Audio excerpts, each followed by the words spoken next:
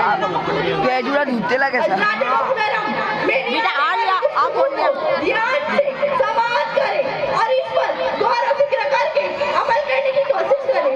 आज हमारे मुस्लिम समाज के लिए निहायत हैरत का इबरत का कितने का हुआ कितने का सारा के नाम की वजह से उनकी बच्ची और मैंने इसमें क्या उचकती जा रही है और सैमसंग का होता है के साथ सैमसंग का बेटियां वालिदैन का फकत भाई का गुरूर होती है, लेकिन आज हाल ये है कि उम्मत ये बेटियां और बहनें वालिदैन और भाइयों के फकत और गुरूर को लाकर गैर मजहब के हवस का निशाना बन रही है। कभी आपने सोचा है कि आखिर ऐसा क्यों हो रहा है जबकि तमाम दिनों में बेहतरीन दिन से चल रहा है और बाकी बेटियां इसीलिए इस्लाम को छोड़कर जैसे गैर मुस्लिम के ऊपर राजी होकर कुफार पर चल पड़ी है, गैरों के साथ भाग रही है, गैरों का मजहब अपना रही है।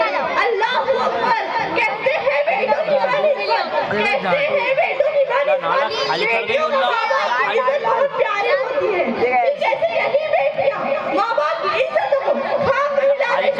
क्या वजह है जिसकी वजह से माँ बाप को असल जिंदगी का ये दिन देखना पड़ रहा है, जहाँ अहले दुनिया के सामने हमारे समाज को रुसवाई का सामना करना पड़ रहा है। फिर भी उसके बहन अंजाम से हमें दो चार होना पड़ेगा, हमें आखिरत का जवाब देना पड़ेगा। इसीलिए अल्लाह सुब्हानहू व तआला ने हमें पैगाम दिया, यानी ये ईमान वालों, गैरों को अपना रास्ता न बनाओ और तुम्हारी बदमाशी में कोई कशी नहीं छोड़ेंगे। उन्हें वही चीज पसंद है जिससे तुम्हें तकलीफ पहुंचे। हज़रात मोहतरम, अल्लाह तआला ने आज से 1500 साल पहले अहले ईमान को आगाह कर दिया था कि गैर का रास्ता न बनाओ, उनसे दोस्ती न करो, उन्हें अपनी हद में रखो। लेकिन हमारे मुस्लिम भाइयों ने उनसे दोस्ती की, हमारी मुस्लिम बहनों ने स्कूलों में गैर मुस्लिम के हाथों में राखियां बांधी और गैर मुस्लिम ने इन्हें कभी बर्थडे पार्टी पर तो कभी त्योहारों में अपने घरों में बुलाया और हमारे मुस्लिम भाई बहनों ने गैरों को भरोसा करके आपके घर की दहलीज से उनसे आवाज नहीं छोड़ी। इस तरह हमारे मुसलमान भाई नौजवानों से दोस्ती करते हैं, गलत कामों में डालते हैं, पार्टियों के नाम पर कभी शराब नोशी तो कभी सिगरेट नोशी में मुब्तला करते हैं। इसी तरह हमारे मुसलमान भाई और बहनें एक मनसूबा साजिश का बंद शिकार हो रहे हैं। हालांकि हमारा समाज गफलत की मिट्टी नींद सो रहा है। अगर मैदान में निकल आए तो उनके अमल की ताकत को अपने आगे जुड़ा सकते हैं। बाजुए मुस्लिम खस्ता भी कमजोर नहीं है, बाजुए मुस्लिम खस्ता भी कमजोर नहीं है, ये जो जाएंगे तो सही जोर नहीं है। हमारे लिए ये बात सर्व से पानी पानी हो जाने के बराबर है।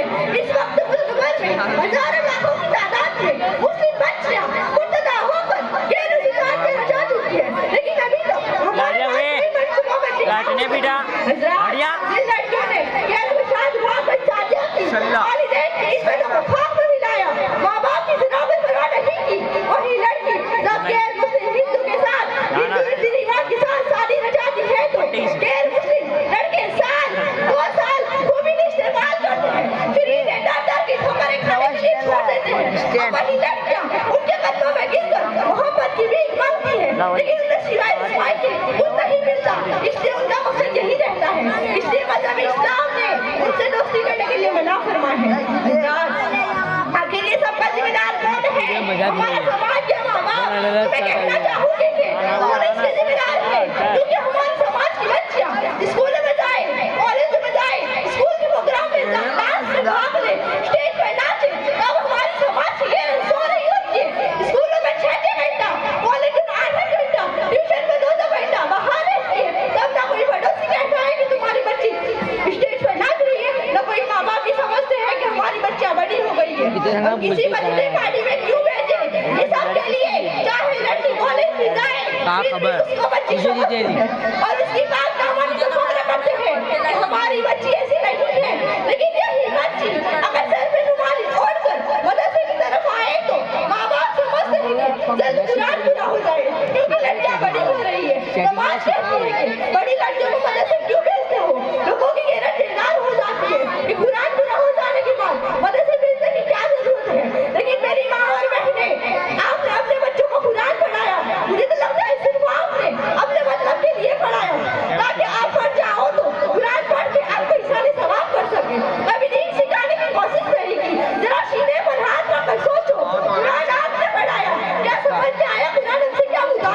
कहाँ खड़े टोपी पहन के दीन को चलेंगे कैसे? मैं चाहता हूँ। ईमान को मजबूत करना है, दीन को बचाना है, अगर सीरत में निखार पैदा करना है तो हमें कुरान के साथ साथ हमारे नबी की सीरत भी बनानी है, सहाबा किराम का ईमानी जिंदा भी बढ़ाना है, बाद में रहे तब जाकर अपनी बच्चियों को गैरों के चुगल से बचाना तेरी वीडियो का यूट्यूब पर रिकॉर्ड हो गई। कुरान बढ़ा दिया और दुनिया से दूर रखा। यूट्यूब पर लाइव चल गया। कैसे पता चलेगा कि माँ बाप के हुकूम क्या है, भाई के हुकूम क्या है, बहन के हुकूम क्या है, हया की इस चीज का नाम है, अल्लाह और रसूल के हमारे क्या हुकूम है, पूरे आबाद की सजा क्या है, रोजा की कम है ठिकाना है।